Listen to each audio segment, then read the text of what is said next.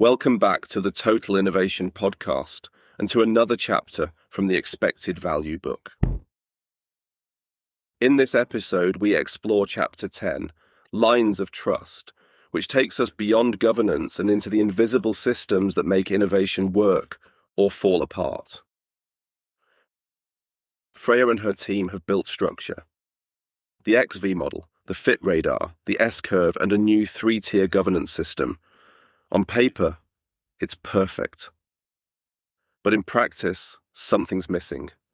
When one small decision crosses an unseen line, Freya discovers what no framework can capture, that governance only works when people believe in the intent behind the decisions. This chapter explores how trust becomes the hidden infrastructure of innovation.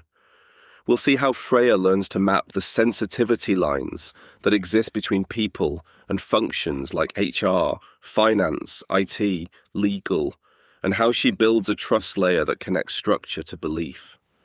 It's a story about what happens when logic meets emotion, when process meets perception, and how the true power of innovation lies not in control, but in connection. Chapter 10, Lines of Trust. Freya could see the tension before the meeting even started. This wasn't how she'd imagined the first full portfolio governance board session would feel, especially after all the careful work they'd done to establish the 3-tier governance model. The governance test.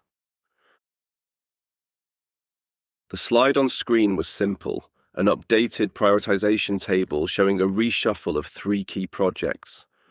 2 had been paused, and 1, a mid-stage workforce AI concept, had been quietly advanced by Freya's team over the past few weeks. It had XV momentum, solid fit, clear S-curve positioning. And yet, something was off. "What's the governance path you used to greenlight this one?" the CTO asked, tapping the name of the advanced project. Freya paused. "We processed it through the team-level threshold," she said. "It's under budget, had favorable early data, and met all our progression criteria." "But it's touching employee privacy data, right?" Rosie, the CTO, replied. Freya blinked. "Yes, but it's anonymized and in sandbox. And it triggered a flag from HR compliance. We flagged it 2 weeks ago." Freya glanced at Axel, then back at the board. The silence was suddenly louder than the debate. The invisible boundaries. After the meeting, Freya walked slowly back to her office. Axel followed, saying nothing. She closed the door behind them, leaned against it, and sighed. "We followed our process." Axel sat down. "Yeah, but the process didn't account for how it felt to them." She nodded, then dropped into her chair. It wasn't about breaking rules, it was about crossing lines they didn't know they'd drawn. And those lines weren't in the playbook. They lived in relationships, in perception, in power. Freya knew they'd need to update the decision thresholds, clarify the escalation logic, and probably revisit how risk categories were surfaced. But none of that would fix the more important thing: trust. Governance only works when people believe in the intent behind the decisions. They had structure now, but structure wasn't the same as belief. Beyond governance. The trust layer. Freya realized they had built a governance system that looked good on paper, but didn't account for the human element of decision-making. The 3-tier model, clear decision rights, and structured processes weren't enough if people didn't trust the decisions being made within that system. This wasn't a technical problem, it was a relational one, and it couldn't be fixed with another framework or process document. This challenge, connecting formal systems to human perception, exists in any field where data-driven decisions meet organizational complexity. In professional sports, data analysts have discovered that the technical quality of their analysis matters far less than their ability to translate insights effectively. As one analyst put it, what matters more than anything is the interface, the point at which the data behind the game and the individuals who define it meet. For innovation governance, this interface isn't just a communication challenge, it's a trust challenge. When stakeholders don't trust the intent behind decisions or don't see themselves in the process, even the most elegant governance structures will fail. The team needed what Axel later termed the trust layer, the invisible but essential foundation that determines whether governance structures actually function as intended. Without this layer, even the most elegant governance designs become empty bureaucracy, or worse, active sources of friction. The trust layer operates at multiple levels. 1. Trust in process. Do people believe the governance system is fair, consistent, and appropriate? 2. Trust in intent. Do stakeholders believe decisions are being made with the right motivations and values? 3. Trust in judgment. Do people have faith in the capability of decision makers to make sound choices? 4. Trust in communication. Do stakeholders believe they'll hear what matters when it matters? Freya had focused on designing the governance structure, but had underinvested in establishing these trust foundations. The incident with the Workforce AI project revealed this gap starkly. Tracing the challenge lines. The concept of challenge-driven innovation that had influenced their strategic layering and governance models offered a valuable perspective on the trust issue as well. We need to map the challenge ownership lines, Freya told Axel. Not just formal authority, but perceived stewardship. This insight led to a deeper understanding of why the Workforce AI project had triggered such tension. It wasn't simply touching employee data, it was perceived as encroaching on HR's responsibility to protect employee privacy and well-being. The HR team saw themselves as stewards of the challenge of creating a positive, protected employee experience, and any initiative affecting that domain triggered a territorial response regardless of formal governance thresholds. Each function owns certain challenges, Freya realized, and they expect to be involved when those challenges are addressed, even if our governance process doesn't explicitly require it. This challenge-based view of organizational dynamics revealed invisible but powerful lines of perceived ownership that cut across formal structures. Finance owned the challenge of resource optimization. ET owned the challenge of system security and integrity. Legal owned the challenge of risk management. Mapping these challenge ownership lines became a critical extension of their governance model, not replacing it, but providing the essential context for how it would actually function in the complex human system of the organization.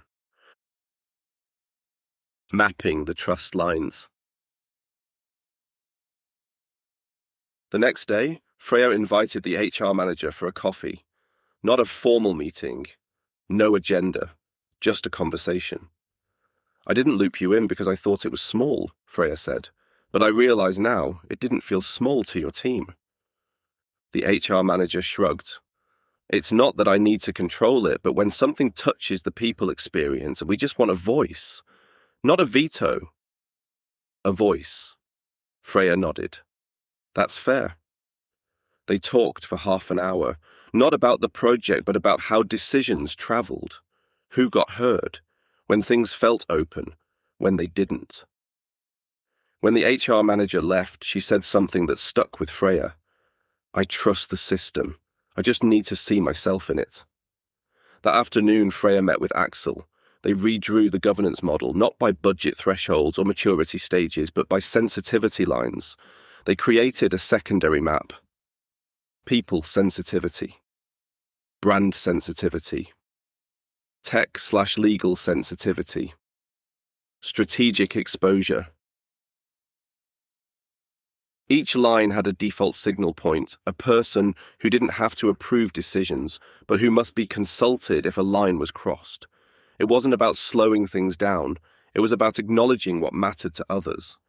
Trust, Freya realized, wasn't earned in speed, it was earned in consideration. The anatomy of trust. Breakdowns. As Freya and Axel dug deeper into the patterns of trust friction, they identified several common trust breakdown points that their governance model hadn't accounted for. 1. Invisible stakeholding. The Workforce AI project had crossed into HR's domain without appropriate recognition of their stakeholding. While it technically met financial governance thresholds, it touched on areas where HR had strong institutional ownership, employee data, workplace experience, talent management. This revealed a pattern. Many initiatives crossed functional boundaries in ways the governance model didn't capture. The resulting friction wasn't about territorial defense, but about legitimate stewardship concerns being bypassed. 2. Risk perception asymmetry. Different functions naturally perceive risks differently based on their responsibilities and perspectives.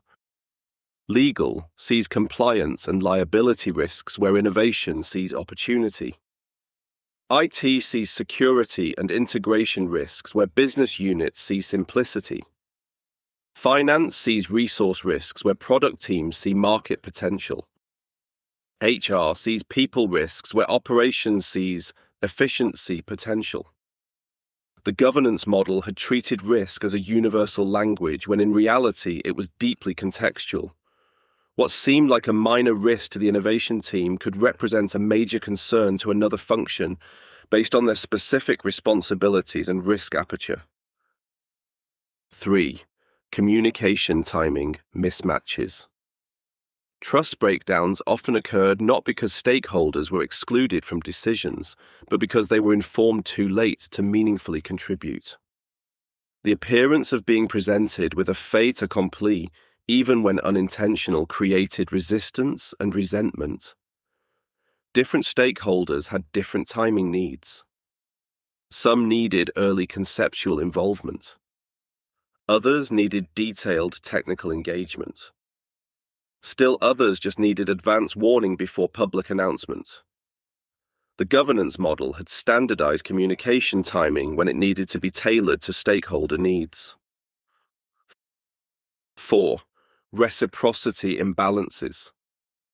Trust in organizations operates on principles of reciprocity, the expectation that consideration and support flow in both directions. Freya realized that some functions felt innovation frequently needed their support, but rarely offered support in return.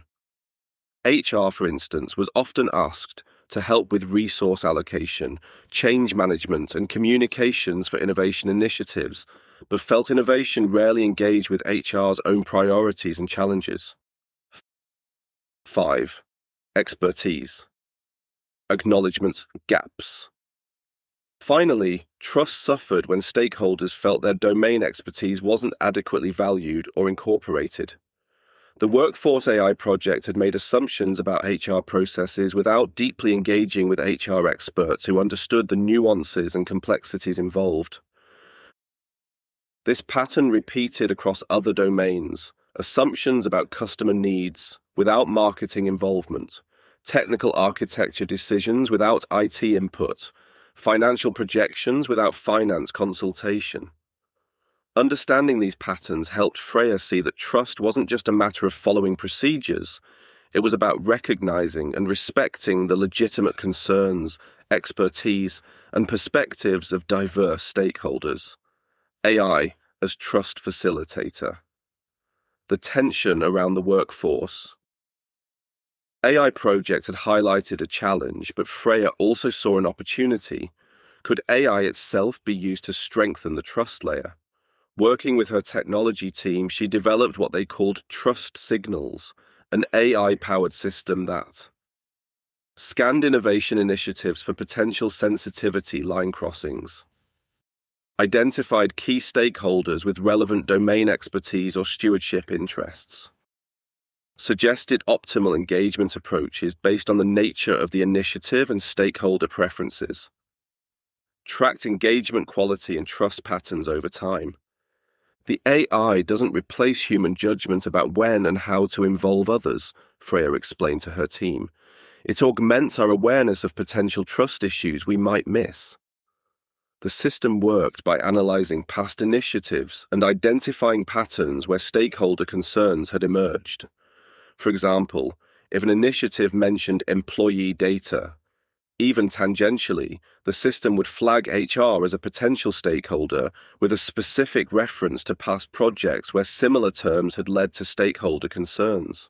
It went beyond simple keyword matching by understanding contextual relationships between concepts and stakeholders. The system proved particularly valuable for identifying non-obvious stakeholders, those whose domains were indirectly affected by an initiative, but who might have valuable perspectives or concerns. It also helps surface patterns of engagement that might create trust issues over time, such as consistently late involvement of certain functions. One junior innovation manager noted, "Before the trust signal system, I never would have thought to involve regulatory affairs in our customer data platform. The AI flagged potential data residency issues I hadn't considered, which would have caused major problems later." The approach was particularly valuable for new team members who hadn't yet developed the institutional knowledge to navigate complex stakeholder landscapes. It democratized the "who should I talk to" expertise that previously resided only with experienced innovation leaders.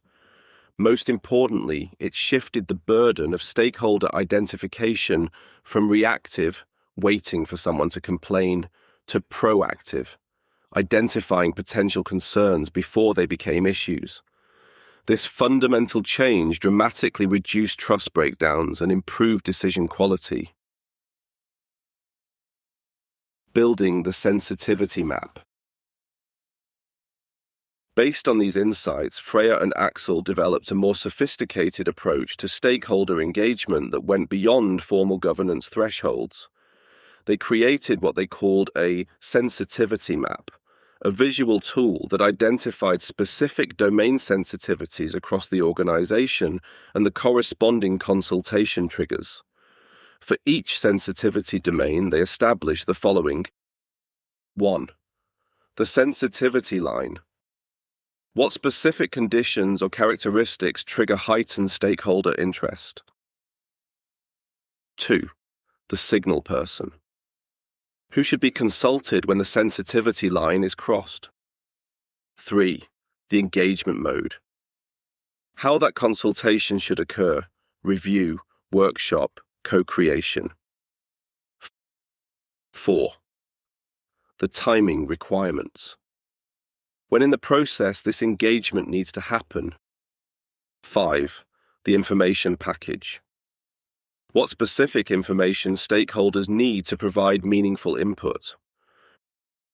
For example, the HR sensitivity domain included sensitivity lines including the use of employee data, changes to workplace experience, talent processes, organizational design impacts. Signal person. HR business partner or chief people officer, depending on scale. Engagement mode, early review for awareness, co-design for significant impacts. Timing requirement, run in the concept stage for major initiatives, design stage for minor ones.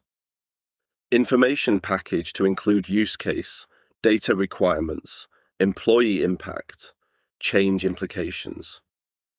Similar maps were created for other key domains: legal/compliance, technology/security, finance/risk, brand/marketing, customer experience, and operations.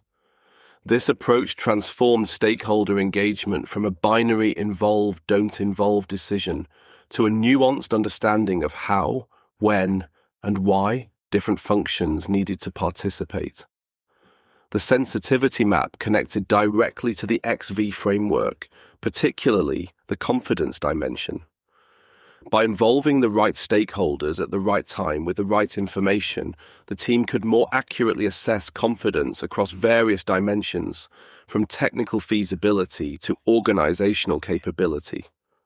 Trust became a critical enabler of accurate confidence scoring, and therefore of accurate XV calculation.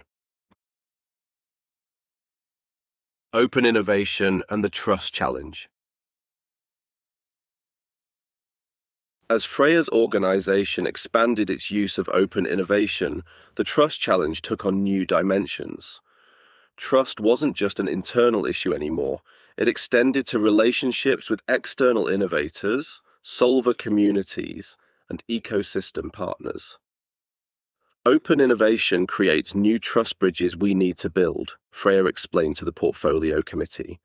We're asking external partners to share their best ideas and capabilities, but they'll only do that if they trust our process and intent.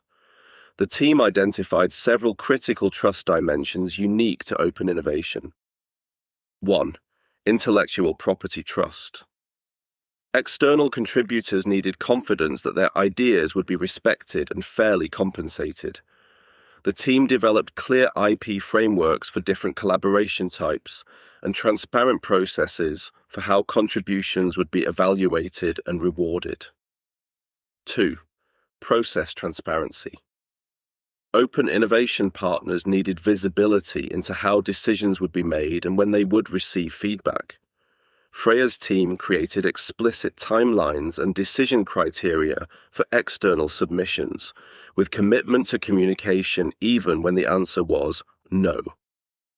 3. Implementation commitment.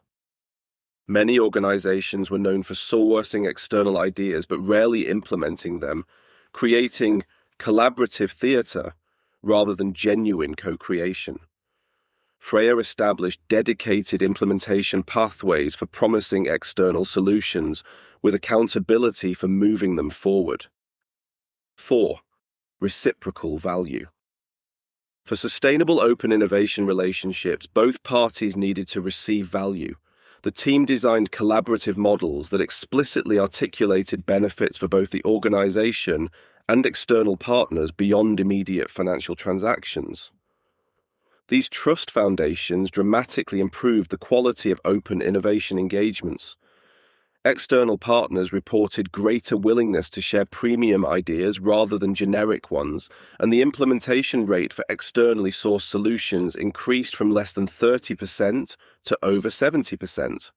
When external partners trust your process, Axel observed, they give you their best work, not just what they're willing to risk. From consultation to collaboration. As the sensitivity map took shape, Freya realized it needed to go beyond simple notification or consultation. True trust required genuine collaboration, bringing stakeholders in as partners rather than just reviewers. She established a set of collaborative practices for working across sensitivity lines. Co-design sessions. For initiatives crossing major sensitivity lines, co-design sessions brought innovation teams together with domain experts from affected functions. Rather than developing solutions and then seeking approval, these sessions started with shared problem framing and collaborative solution development. A critical insight emerged that when stakeholders were involved in shaping solutions from the beginning, they became advocates rather than gatekeepers. Cross-functional rapid testing. Another practice involved conducting small-scale experiments with cross-functional teams. Rather than waiting until ideas were fully formed to engage stakeholders, these rapid tests brought diverse perspectives into the earlier stages of validation. For example, a supply chain innovation concept might include operations, finance, and customer service representatives in early prototype testing, ensuring multiple perspectives informed the learning process. This approach aligned perfectly with the S-curve framework they had already established. During the emergence phase of the curve, cross-functional testing helped build more robust confidence assessments. During acceleration, it ensured that scaling approaches addressed diverse stakeholder needs and concerns. Embedded domain experts. For major initiatives crossing multiple sensitivity lines, Freya established embedded expert roles, domain specialists from key functions who joined innovation teams part-time. These individuals served as bridges between their home functions and the innovation team, providing real-time feedback while keeping their departments informed. This approach prevented the common pattern of stakeholders feeling blindsided by innovations that appeared without warning in formal review processes. Reciprocal innovation support. Perhaps most importantly, Freya established practices of reciprocal support. Innovation teams began actively offering their expertise and resources to help other functions with their own challenges and priorities.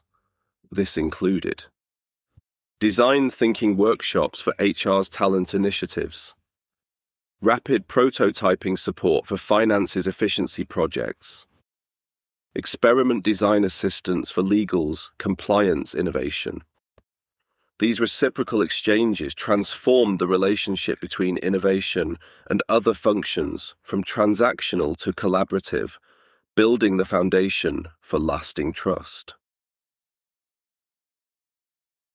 Value realization. Through trust,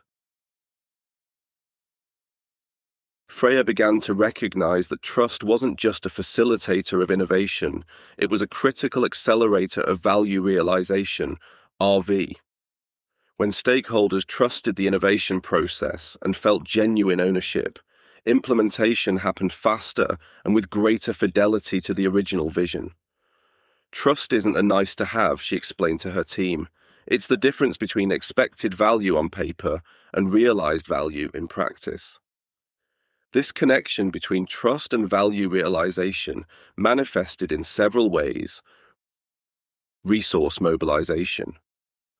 When functions trusted the innovation process, they more willingly contributed resources and expertise during implementation, often beyond what was formally required.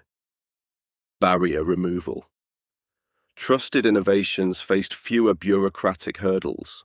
Stakeholders who felt ownership actively worked to clear obstacles rather than imposing additional checks. Change adoption.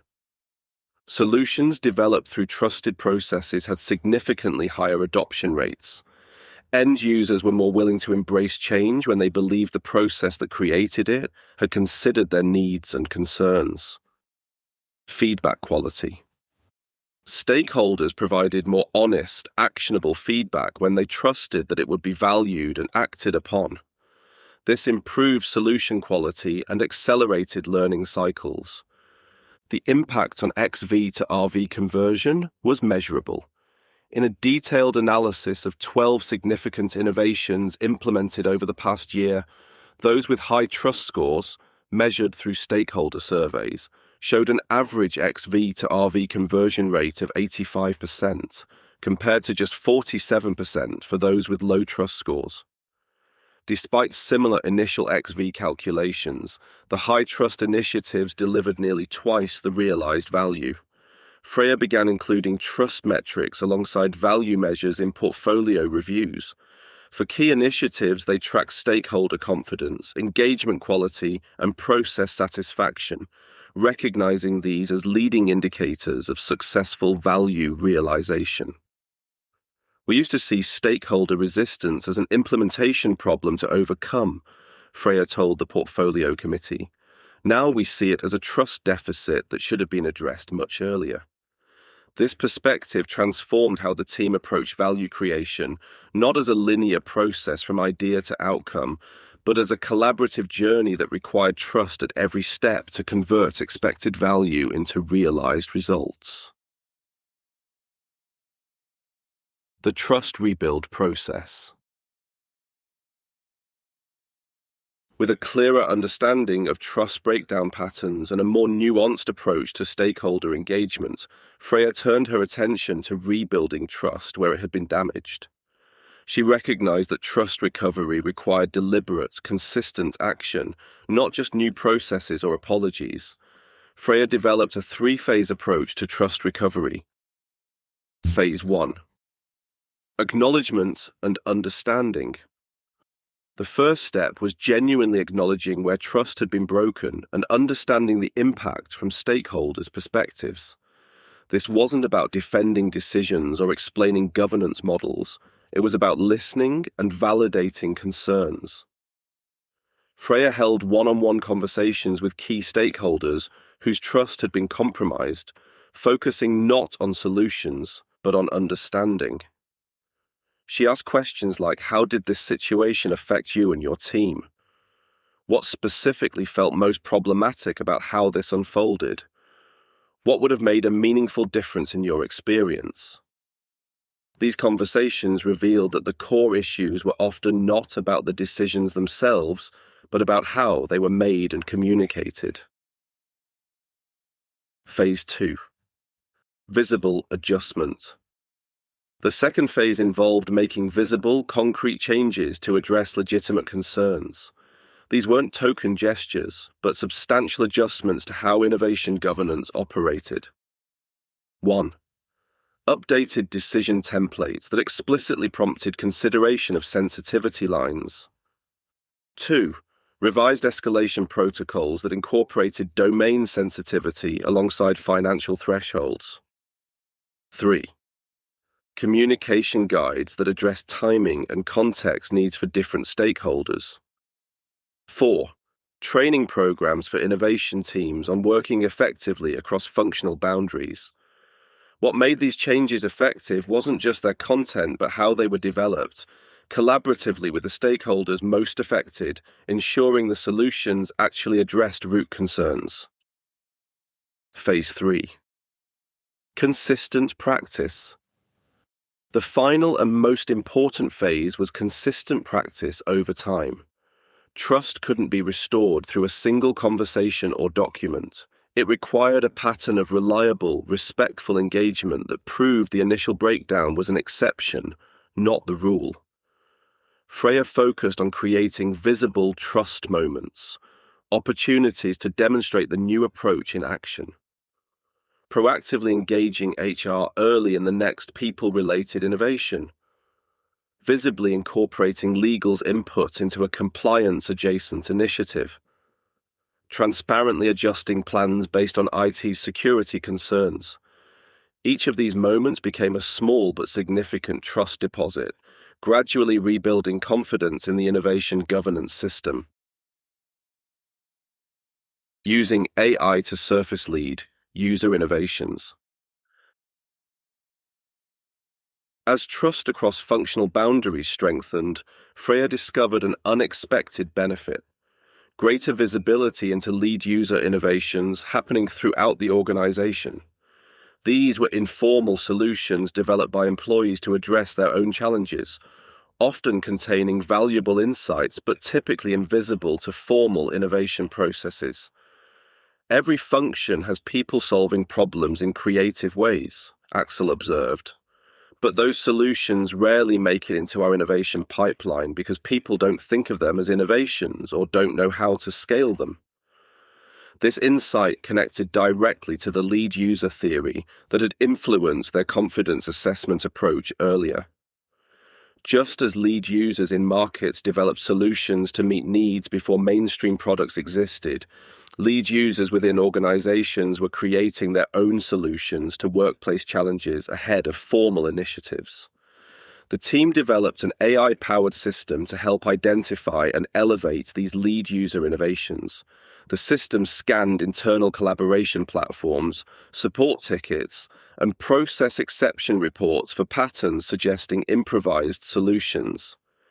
Analyze communication networks to identify local innovators, who others frequently consulted for unofficial workarounds. Created contextual prompts within workflow tools that encouraged employees to share their homegrown solutions. We're not just looking for formal submissions to our innovation platform, Freya explained. We're trying to uncover the invisible innovation that happens every day when people are just trying to get their work done better. This approach uncovered dozens of valuable innovations that would have remained siloed in their originating functions. A customer service representative had created an unauthorized but highly effective response template.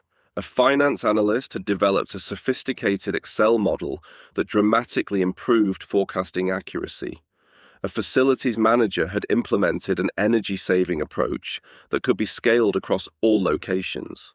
The key to surfacing these innovations wasn't just the AI technology, it was the trust layer that made people willing to share their unofficial solutions without fear of criticism for working outside standard processes. When people trust that their innovations will be respected and credited, rather than co-opted or criticized, they're much more willing to share them, Freya noted, and that unlocks enormous value that would otherwise remain hidden. The 4 trust principles. As the new approach to innovation governance took root, Freya distilled what they had learned into 4 core trust principles that guided how they operated. 1. Transparency before decisions. The first principle was radical transparency before decisions were made. This didn't mean overwhelming stakeholders with information. It meant providing meaningful visibility into what was being considered and why, early enough for genuine input. This principle manifested in practices like publishing the Innovation Portfolio Dashboard with access for all leaders. Sharing upcoming decision points in advance of governance meetings. Making decision criteria explicit and visible. Documenting and sharing the rationale behind major portfolio decisions. 2. Respect for domain stewardship. The second principle acknowledged that different functions had legitimate stewardship responsibilities over key organizational domains: HR for people, legal for compliance, finance for resources, IT for technology infrastructure. This stewardship wasn't about vetoing innovation, but about ensuring that innovation occurred responsibly within these domains. The principle was embodied in practices like involving domain experts early in relevant initiatives, incorporating domain-specific risk considerations into assessment frameworks, recognizing and valuing specialized expertise in decision processes, co-designing solutions that respected domain constraints while enabling innovation. 3. Mutual value creation. The third principle focused on ensuring that innovation collaboration created value for all involved parties, not just for the innovation function. This required understanding what success looked like from different stakeholders' perspectives and designing initiatives to deliver on multiple dimensions of value. Practices supporting this principle included explicitly mapping how initiatives address different functional priorities, measuring and communicating value creation across stakeholder domains, designing solutions with multiple beneficiaries in mind, celebrating success from diverse perspectives. 4. Relationship before process. The final principle acknowledged that even the best processes couldn't replace the fundamental importance of relationships. Trust ultimately existed between people, not between functions or in documents. This principle shaped how the team approached governance through practices like investing in relationship building outside formal governance settings, personalizing engagement based on individual stakeholder styles and needs, addressing tensions directly through conversation rather than process changes, recognizing and celebrating collaborative behaviors even in challenging situations. These principles weren't just philosophical statements, they became practical decision guides when navigating complex governance situations. When faced with a question about how to handle a particular initiative or stakeholder, the team would return to these principles to determine the appropriate approach. Measuring trust evolution. One morning, as Freya walked into the office, Axel handed her a printed dashboard. It showed 5 key metrics from the past 2 months. Average XV delta. Ideas paused before funding. Resource reallocation shifts. Number of escalations. Percentage of decisions made without her direct input. The last number stood out. 67%. She looked up at him. "You good with that?" he asked. She smiled, not the tired smile of someone stepping away, the proud smile of someone watching something they built come alive without them. I'm great with that, she answered. As the trust layer of the governance model matured, Freya recognized the need to measure progress in this domain just as they measured other aspects of innovation performance. But trust metrics presented a unique challenge. How do you quantify something as intangible as trust? Working with Axel and the governance board, she developed a multifaceted approach to measuring trust evolution. 1. Process metrics. The first set of metrics focused on how the governance process was functioning included decision velocity, time from proposal to decision; escalation rate, percentage of decisions requiring higher level intervention; decision stability, percentage of decisions revisited or reversed; autonomous decision percentage, decisions made at appropriate level without unnecessary escalation. These metrics provided objective indicators of how smoothly the governance system was operating, with improving trends, suggesting growing confidence in the process. 2. Relationship indicators. The second set focused on relationship quality between innovation and key stakeholder functions, including cross-functional collaboration frequency, voluntary joint initiatives; stakeholder-initiated engagement, requests for innovation involvement; innovation representation in other functional forums; informal consultation frequency, casual advice seeking across boundaries. These measures track the health of relationships that underpinned effective governance, showing whether stakeholders were actively choosing to engage rather than simply complying with requirements. 3.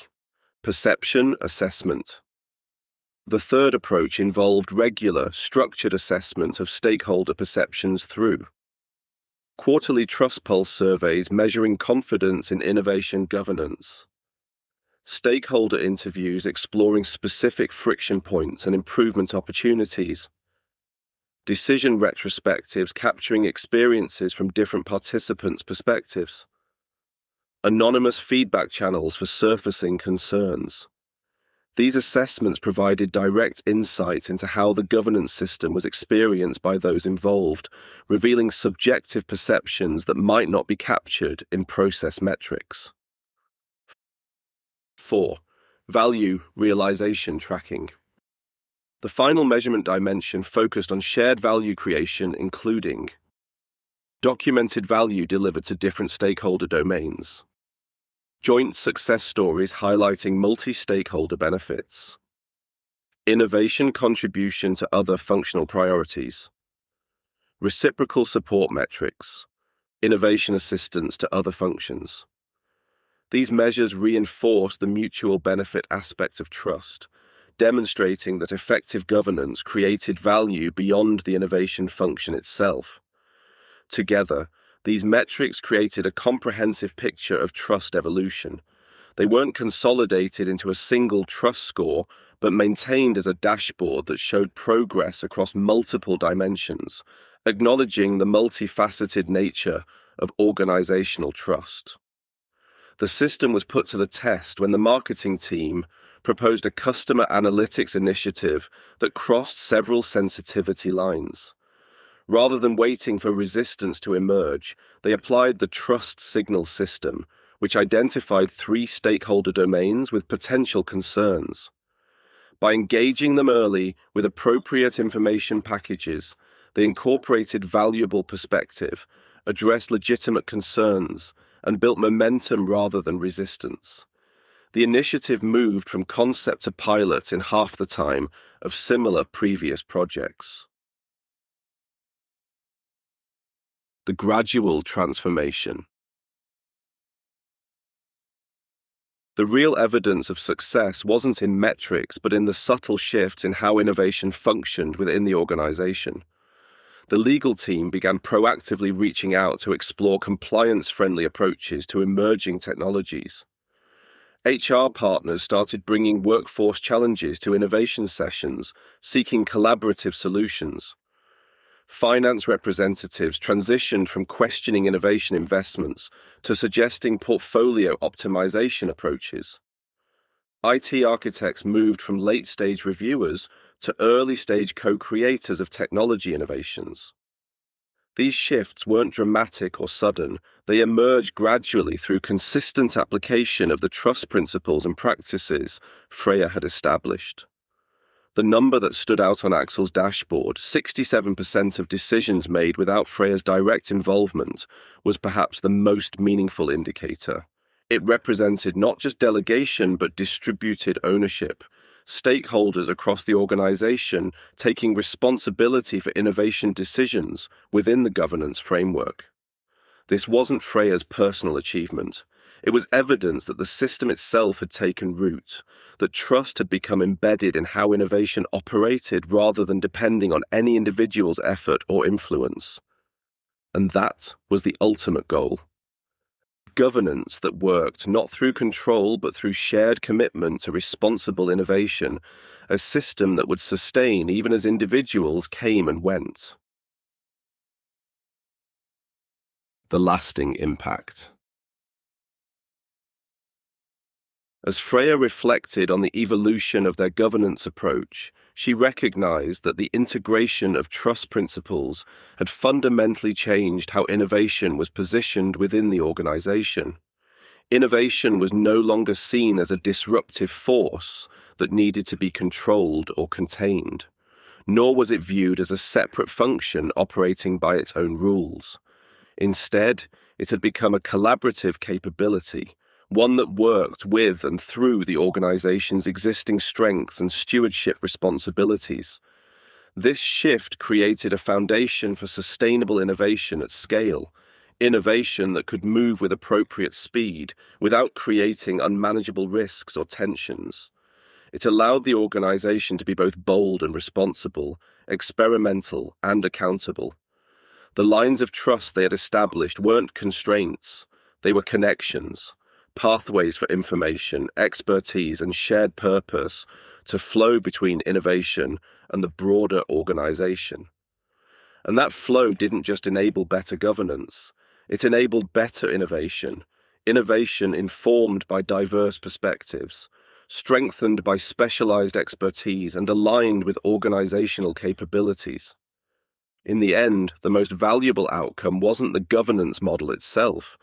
It was the culture of collaborative innovation it enabled, one where ideas could move forward not despite organizational complexity, but because of the collective intelligence it contained. That was the power of governance built on trust. Not control, but connection. Not compliance, but commitment. Not process, but partnership. And that made all the difference. Too long, didn't read.